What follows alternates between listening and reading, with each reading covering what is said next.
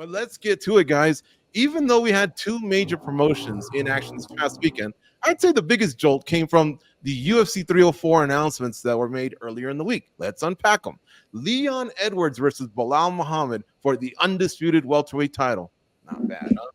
Tom Aspinall versus Curtis Blaydes for the interim heavyweight title. It's a title, but Paddy Pimblett, he's back. He faces Bobby Green. I got to get all of your guys' opinion. It kind of hit us out of nowhere, and it was a big announcement. We're going to go to FADA. Let's start with Belal Muhammad versus Leon Edwards. What did you think of the announcement? I guess it was a long time coming, but you had to feel something. Yeah, expected but not expected in a weird way, right? Because we were waiting. I think it's been exactly a year since Belal was promised that title shot after beating Gilbert Burns, UFC 288 May. 1 year later, he finally gets that announcement made official. So it's pretty crazy that it took that long, because the narrative going into that fight with Gilbert Burns was he wins, he gets a title shot, and he just had to wait.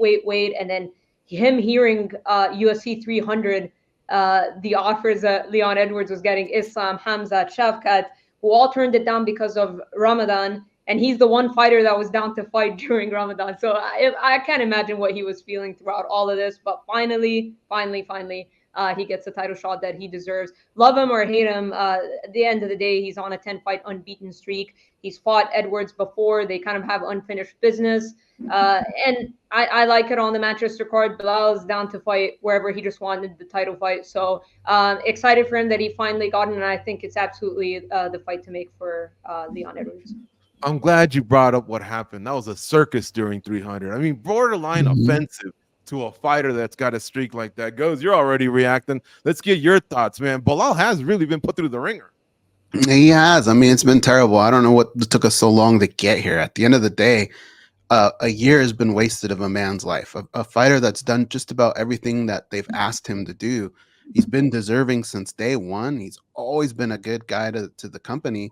Finally, he gets his wish, but it probably doesn't feel that good, right? It's probably like getting invited to the prom like 2 days before, right? You're happy you're going, but you're kind of like, what the hell, man? Like everybody else has had their date for a month, and here I am. So, and to top it all off, you're going into enemy territory. Like they couldn't have made this any worse for Belal. But look, it's what he's wanted. It's a good matchup. I think you got to just carry that chip on your shoulder, use it as fuel. And at the end of the day, we'll finally see these two show down. But it's funny because it's sort of like he's got Leon Edwards as his opponent, but at the same time, I think on the side, he's kind of going up against the UFC. I think he's got something to prove to them as well. So I'm happy for Belal. I think this is the fight that needed to happen. It just sucks the way it all went down, but it's there, and we should be happy about it and can't wait to see them fight. 2 days before prom, and it's actually your buddy's cousin who goes to another school. Totally doing you the favor. Yeah, it does feel that way. Danny, what are your thoughts, man? Just talking about it almost feels like we're having a go at Belal, and that's not what it is. We stuck up for this dude. Yeah, it's crazy. And not only are you going with like 2 days notice, but you're like the third string. You found out, 2-3 other people got called for, but they couldn't make it. So yeah, it sucks that Belal's getting the title shot under these circumstances. He had to wait so long, and not only that, just the body of work, as my other colleagues mentioned. Like it's so beyond like clear that he is the most deserving contender in that division, and he's been for a long ass time. Yet here we are, still trying to find a way to skip him, and yet the UFC wasn't successful because at this point he's just undeniable. Like he's just undeniable. So I'm glad that Belal is getting the shot. Look, at the end of the day, we can make fun of him, we can hate him, but the man's in a title fight. The man's going to the dance, and that's what matters. So I'm excited for him because finally, like we get to see him fight Leon Edwards, the champion, and we get to see this sport act like a sport. That was one of my biggest pet peeves. Like finally, MMA, at least in the welterweight division, we're treating it like a sport where the number one guy fights the champion. Dana White always takes pride in, we're not boxing. The number one guy always fights the champion here. Well, that's not the case at 170. This man's been the number one guy for quite some time, and yet you've tried to find so many ways to skip him until he's became undeniable, and you've kind of been forced to give him a title shot. So, look, we can complain all we want about the circumstances. Like he said, at the end of the day, he is going to the dance. He is in a title fight. And if I were Belal, like he's got to make the most of this opportunity, because if he had to go in such great lengths to get here. Imagine if he were to lose. I just don't see him ever getting another title fight. So this is it for him. Yeah, man. Belal, let's be clear here, man. We're not dissing you at all. We really, really felt like this was well earned. It is well earned, and it was just a long time coming. Like Fada pointed out, they fought for a number one contender bill like on 3-week notice over a year ago. So it's definitely a lack of respect for my man Belal. All right, so let's talk about Leon Edwards. You know, he has 2 title defenses under his belt, but yet no one's really warmed up to him. You know, he gets a home game. They fight in England for this one. This is a chance for him to really, really take that next step. Guys, what's lacking here? Do you think he has it in him, I guess, to take the next step and be a big star should he get past Belal Muhammad at home? Goes, what are your thoughts? Yeah, I mean, it's an interesting fight. I think it's the type of fight where early on we're gonna know in which direction it's gonna go. The thing about Leon Edwards is I still feel like he's getting better. I think he's still adding things to his tool belt. So I think for him, I think he really has to come out and make a statement as well, because he's always been on the other side of this whole thing, right? So I think he needs to go out and prove that there's a reason why people they're throwing so many names at me, because I'm that good. He needs to mop the floor with Belal Muhammad. If he does something like that, he's kind of like creeped up on us little by little because of those Kamaru Usman rematches. He could maybe put something really fun together. All the remaining matchups in that division, it's just one after another. There's a lot of killers and a lot of different stylistic matchups where if Leon Edwards can put something together really quickly, there won't be too many holes to poke in what he's been able to do. Fada, neither one of us is in England, but you've been there to cover it, so you have a better opinion than me. But from here, it just doesn't look like to me like he's picked up any traction. Am I wrong? Do you think he's actually bigger than I think he is in England? He's from a country that loves its sporting athletes, especially its combat sporting athletes. He had a beautiful KO finish over the incumbent, so it's not like he was giving it to him, someone retired or nothing like that. What's lacking, or am I off? I don't know if it's something that's lacking. He's just not a trash talker, I guess. I mean, even in the lead up to before the Belal fight was officially announced, how much media has Leon done? Not too much, right? So it's not like we hear from him. It's not like he cares so much, because he could have been, I know he did jump on Twitter occasionally, rarely here and there, but he could be like pulling a Jon Jones and just actively commenting and doing stuff like that. He's just not doing that because he's not that guy. He's just trying to be authentic and true to himself. I think it's because his performances outside of the head kick knockout, the Colby Covington fight was a little bit lackluster. He's a very skilled and a very talented fighter, and I agree with Goes that he's only getting better. But I think when you look at Leon and Belal, they both tend to be high IQ fighters that aren't crazy risk takers, which sometimes will take away from the entertainment factor because they're very tactical. So I think when you look at Leon's recent fights, that some of them he's had to be a little bit tactical and maybe didn't take crazy risks, and maybe that's why people weren't like heavily entertained with his fights. But I still think he's very talented, and they'll come around. I just think the UK's had a lot of brash fighters. If you look at Michael Bisping, Paddy Pimblett is a big character. They've had a lot of brash fighters, so maybe Leon doesn't embody that, but I think he has the makings of becoming a bigger star, and he has that opportunity headlining UFC 304 in Manchester. So if he could go out there and put a definitive performance against Belal, because I'm sure Belal's been getting under his skin. Belal's been doing a lot of promoting. He's been doing his part with this fight. I'm sure he's been getting under Leon's skin. So if Leon can use that as fuel and go out and have a definitive performance, I think it'll help raise his stock. But I just think it's the performances, especially coming off of the Covington fight as well. It wasn't exactly a very impressive performance. He was cruising, and then he got taken down in the 5th round, and it kind of ended like that. So I think that's what it is more than anything. Can I say something real quick, George? Go ahead. In our chat room, Ronald E. Smith, he says he just doesn't have the it factor. He's a great fighter, a nice guy, but just isn't worldwide draw. And I understand that, and I agree with that. But I think we've all interviewed Leon, and we've been around him at some point. He actually has a really cool personality. He's very funny, and I think he does have that swag. He just doesn't know when to release it. And because of the way some of his fights go down, I think he just kind of keeps it real. Like, I can't really flex too hard. Sometimes they're not the greatest of fights, but he has it in him. And I feel like It just takes just a little bit of swag to go what he's been able to put together in the cage. I really think he could go over a little bit better, and that does translate into more money. Danny, I I have a think Fodder question makes for a good point. She says the brashness is missing. She made me think, man, that maybe a little bit of that is missing. I watched some boxing this weekend. Tyson Fury couldn't stop talking. Even his dad wouldn't stop headbutting and talking. But yeah, maybe that is lacking. But one thing that hurt him is, like you and I discussed pre-show over the weekend, he had a long spell of not fighting because of COVID. He couldn't get out of the country. He got lit up by Masvidal. Also, he was on the losing end of that gangster conflict. You know what I mean? So what do you think's missing here, or what are your thoughts?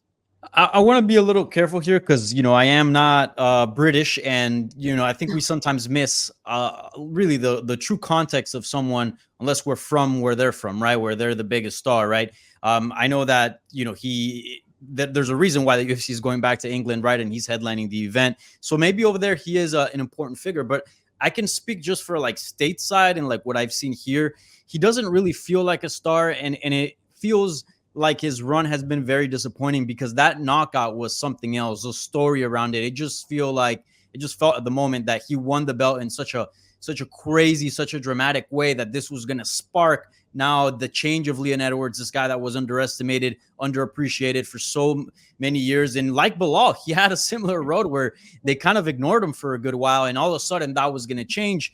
But I kind of feel like he kind of shoots himself on the foot here. Like, he's not out there doing much media. He's not out there doing much promotion. I feel like some of the comments that he says, like, I'm not fighting you, I'm not doing this, I'm not doing that, kind of rubs some people the wrong way. I was looking at his record, and since he won the belt, he's fought twice, and we're creeping up to 2 years.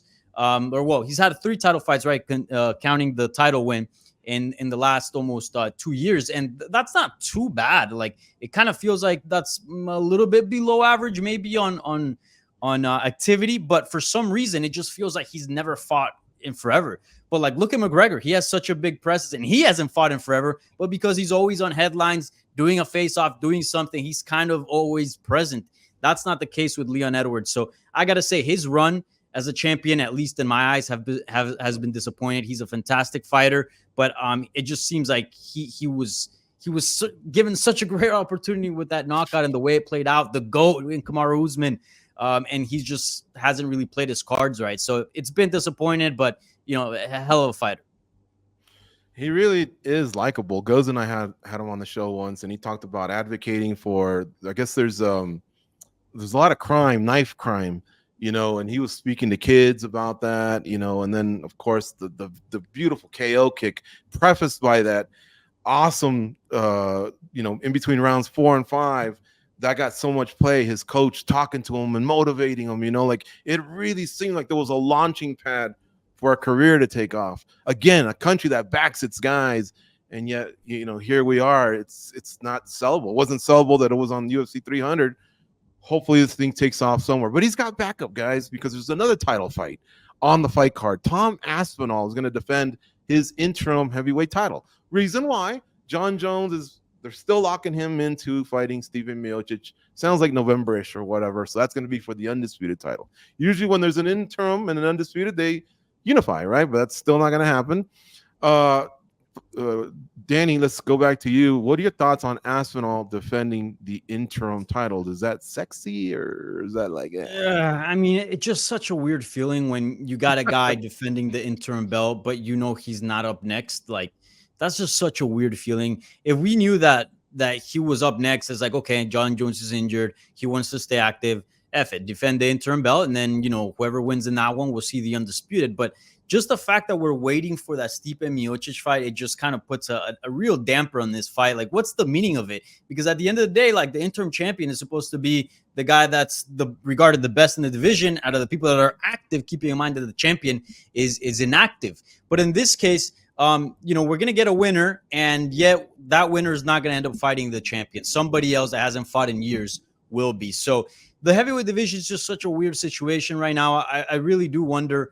And as I feel like right now there's a lot of hate on that Miocic Jon Jones fight, but as soon as if Aspinall defends his belt, I mean, that fight itself is just going to lose even more relevancy just because you got a guy that's streaking that has the title defense under his belt. So just a weird situation. I absolutely hate it, but I understand Tom Aspinall, dude. He's in his prime. He's not gonna wait for Jon Jones 2 years just so he can fight. And he wants to make money, and he's gonna get pay-per-view points because he's a champion. So it makes sense for Tom Aspinall. The Curtis Blaydes fight is a great fight. We didn't really get to see the full thing play out the first time out because of that injury. So the action itself, I love. The circumstances around it, not so much. Yeah, and goes, what do you think of Blaydes? Is he the right choice for Tom Aspinall? Is he the right dance partner? Yeah, I mean, honestly, there weren't that many options, right? Gon turned it down. He's got to make money. You got to give him a fight. Curtis Blaydes, there's a little bit of history, so you can kind of revisit that. I think it makes sense. The UFC wants to make their money, and look where they're at. Like, let's be honest, guys. Have you ever heard how loud that crowd can get for some of their own fighters? Like, you could put Zuluzinho in there. They'd be cheering. They just want to see this guy fight. We all want to see him fight. I think what's important, man, is if he can get that victory over Curtis Blaydes, and I say if, because Blaydes is tough. He is a tough out. If Tom Aspinall is the guy that we all think he is, then he should make it out of this okay. But that post-fight interview is so important. I think Danny touched on it. Crisco Wild in our chat kind of touched on it. There's going to be a point where you could almost argue that Tom Aspinall's interim title means more than the real title. And I would play that role as much. And I would point out the fact that Jon Jones still hasn't fought. He's still waiting on Stipe Miocic. I would hit that nail so many times. I think it's really, really important. And to top it all off, guys, the worst thing is we may not even if Jon Jones wins his fight and even if Tom Aspinall wins his, we still may not even see that fight. That's how ridiculous the heavyweight division is right now. That's a great point by Goes, saying that the interim might be even worth more, or at least be respected more than the undisputed currently, because the current undisputed belt only has one championship win, and that's over Cyril Gane. If Tom Aspinall were to beat Curtis Blaydes, that championship belt would have been, disputed and had wins over Pavlovich and Curtis Blaydes. That weighs more, I think, than just one single victory over Cyril Gane, especially under the circumstances that he took the fight in. So great point by Goes. I think maybe a lot of people are going to see Tom Aspinall as the real champion if he is successful at UFC 304. Well, Chris in the chat's actually saying similar. He says, unpopular opinion, but I just think Jones should be stripped of the title at this point. I mean, he's on course to be back from a year from the injury, but he won the title way more than a year from the time he fights to the time he's there. And these lulls just kill things, man. I'm telling you. All right, I want to continue here. Should Jon Jones chill with bashing Tom Aspinall? What are your thoughts there, Fada? Like, it's like these guys don't help themselves. I personally wouldn't have said if I was Aspinall, oh, Cyril Gane turned it down, that's why I'm fighting Blaydes. It's like you're kind of diminishing your opposition. But what do you think? What are your thoughts on Jones? Because if he ever fights Aspinall, like it's like he's belittling him along the way. Oh no, I love it. I love it when I wake up in the morning and I make my coffee and it's like 2, 3 a.m. at Albuquerque, New Mexico, and Jon Jones is tweeting and I'm like, there's my first story of the morning. No, I like it. It's only helping Aspinall, trust me, because that's true. He keeps talking about Aspinall all the time, and it's getting people to weigh in, and a lot of people going at Jones as well. So he's keeping his name in the headlines. He's keeping Aspinall's name in the headlines, and I don't know if we're ever going to see that fight, but if we do, that's helping build it up. So I know I like it. I'm all for it. I think Aspinall is one of those guys as well who isn't too much of a talker. He's a nice guy. He's kind of been forced to talk because of what Jon Jones is doing. Now, him and Blaydes, it's a lot of respect. They showed a lot of respect to each other. There was that photo they took after Aspinall got injured and blew out his knee just 15 seconds into the fight, I believe. So there's a lot of respect there. That buildup isn't going to be any trash talk or anything crazy. We're getting the buildup to Aspinall's interim title defense through Jon Jones. So I think he's only helping Aspinall here, and I like it. I'm enjoying it. All right. Ronald E. Smith says if Curtis wins, no doubt Jon will be even more interested to fight to unify the belt. What he's saying is what a lot of you are saying. It's just that it seems like Jon is picking on someone he knows he can beat, and then he's going to bounce. And that's what sucks about all this is we think Miocic is going to bounce if he wins. We think Jones is going to bounce. They don't want to mess with the youth. And, we can see through it, man. We can see through it. So I'm feeling you, Ronald E. Smith, on that one. If you want to participate in the chat, I'll try and get to as many as you can. The better ones obviously get put to the top of the heap. If you want to bash, you want to clown, I mean, go for it. We'll clown back too. But we ain't got time for some of that bullshit. Goes, you were gonna say something? Well, I was going to say, but those games, George, don't you feel like that hurts him when we're sitting here, like when we did our list, right, of the 30 greatest UFC fighters? Those types of things, I feel like they hurt his legacy a little bit. Like Jon Jones shouldn't be bashing anyone. He shouldn't be talking shit. It's just not his game. He's not good at it. All right, that's not his game. Being undefeated, with the exception of that Matt Hamill loss, that's his game. Being the GOAT, that's his game. In a way, he's kind of like our LeBron James when you think about it, right? He's got all the accolades, but people are constantly coming at him and he's constantly defending himself. And he shouldn't have to do that, right? Michael Jordan never had to do that because he let his game, his record in games, his championship rings, he lets that do all the talking. That's what Jon Jones needs to do. He needs to stop opening up his mouth because he's just not good at it.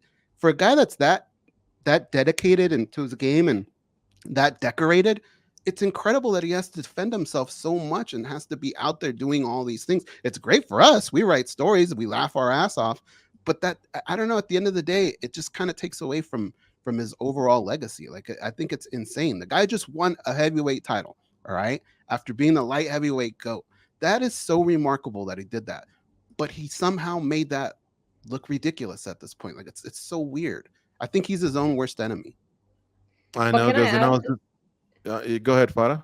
No, but I was going to say, because when you're not fighting, it's just sometimes you have to find a way to make yourself relevant, I guess. And Jon's been inactive. And that's kind of what Conor McGregor does. Like, you'll see him occasionally post the picture of him with the 2 titles on his shoulder. We know he's not in title contention. But if he goes and sparks Michael Chandler and Islam Makhachev is mentioning his name, it's like, why wouldn't I fight Conor? Easy payday. It's keeping your name in the headlines. And there are a lot of fighters who have podcasts and stuff like that, so they could do that every single week. Respond to people, talk about topics, say, oh, this guy I think is a good stylistic matchup, or this guy wouldn't hang. These guys don't have that. They don't run their own podcasts or stuff like that. So this is their way of just kind of keeping their names in the headlines. So Jones just jumps in. I think it's entertaining. I don't think there's anything too like there's too much harm. Like, we know what his legacy is, and I know some people might say he's ducking Aspinall or whatnot, but at the end of the day, like, the performances speak for themselves. But he looks like won't fight until November, so that's just him keeping his name in the headlines, I guess. Yeah, but just real quick on that, because I see somebody in the comments saying, oh, it's okay for Conor to do it but not Jones, and little question mark emoji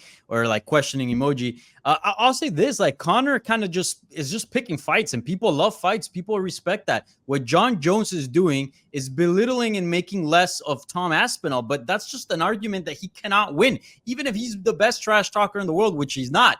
Like, that dude, Tom Aspinall, is fighting and beating the #1 contenders in the division. You're injured. You're sitting out. Like, what is there to talk about in terms of who's doing what and who's doing more? That dude's doing the best he can and the best that's available right now. You're sitting on the sidelines. So if we're going to get into an argument, John, of like, oh, he's nothing.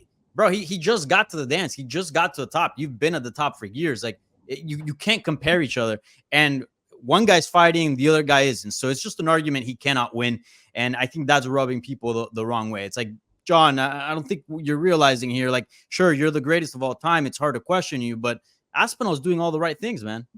Yeah, and he's got light heavyweight on lockdown, right? Forever, it seems like. He's only been a heavyweight for 1 fight. And, it was pretty quick. Cyril Gane's legit. You beat him. Francis had trouble with him or whatever, but yeah, it doesn't sit well. And you may fight him one day. And Chael Sonnen used to say, put over your opposition. It'll look better when you win, and you can also sell more. So, but Jon makes it feel like he's at a birthday party, right? Like a bunch of 6-year-olds, and he's making balloons, and he's talking to them about his career, about, and everyone's just sitting there picking their nose and just going, oh, wow, no, really? Oh, shit. Is that what it's like? No, man. Like, you're talking to hardcore fans, like the ones that cover you, like us, the ones in this chat room, the ones that, consume pay-per-views. We know what's up. Aspinall's doing the work. You're going to fight a guy that's a legend. We're not saying he's not, but he hasn't been fighting. Like, the fight makes no sense. One fight that does kind of make sense, I don't know. Let's go around the horn. Are you guys excited about Paddy Pimblett versus Bobby Green, Fada? Yeah, I like it. I thought it was going to be either Moicano or Bobby Green. I think Bobby Green could be a better stylistic matchup for Pimblett because Moicano is a very strong grappler. And I think that's probably where Paddy's going to want to go against Bobby Green. Bobby Green is going to talk. Paddy likes to talk. I think it's fun. I think that's the announcement that got the most traction out of this 304 card, in my opinion. So I like the fight. Goes, your thoughts? Did you like the matchup, or did you have a name or another name other than Moicano? I loved it. I thought it was a great matchup. I feel like we might see it multiple times if you put them in the same hotel. Like, you got to keep them Oh, away from yes. each other because Farrah's right. Like, they'll come at each other.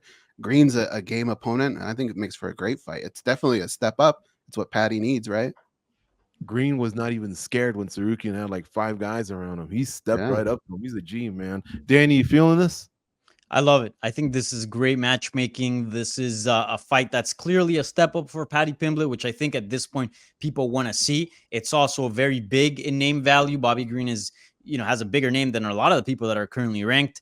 And at the same Yeah. time, like, although I have Bobby Green as the favorite, Bobby Green is getting older. He is closer to 40 and he is 30. He does have some vulnerabilities. He's not a perfect fighter. So it's a realistic enough fight for Paddy Pimblett to win while also taking a big step up and fighting a big name and a big personality. So I think the matchmakers absolutely nailed it in this one. Just take a look at those highlights, man. He's gotten Ferguson, Dawson, Miller. Like, Green's really had a renaissance, man, in the last few years.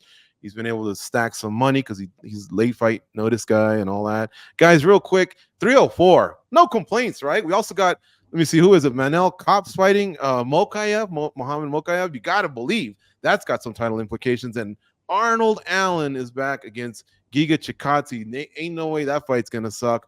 304, we're buying, right? $80. Here you go. Or you have any complaints, anybody? Nope. Love The it. time sucks, but look, if you put me to pick, if you're a local fan, of course, if you put me to pick, stay out a little later, but watch 304 or watch 301 at a more adequate time. Man, I'm staying up all night and I'm watching 304. So I think the UFC made it up for the British fans. Let me add, I think it's total BS that it's overnight. Like we barely get any cards that are at a decent timing. So the fact that I'm gonna be there in Manchester, and the fact that we'd have to pull an all-nighter for it. Even if I was at home, I still have to pull an all-nighter for this. I mean, Aspinall put a video out and he talked about it, and yeah, I think it sucks, but yeah, that's just me. Well, Fada, this one will be an earlier night for you while covering it than what you're normally used to, right? Aren't you usually a 5 a.m., 7 a.m. gal or whatever on most fight nights? Well, yeah, that's what I'm forced to do, covering it from home. But now that I finally get a show that's my Yeah. side of the world, and it's still the same thing, it kind of sucks. I did it for Fight Island, and it was rough. I'm not gonna lie. So yeah, All it's gonna be right. interesting.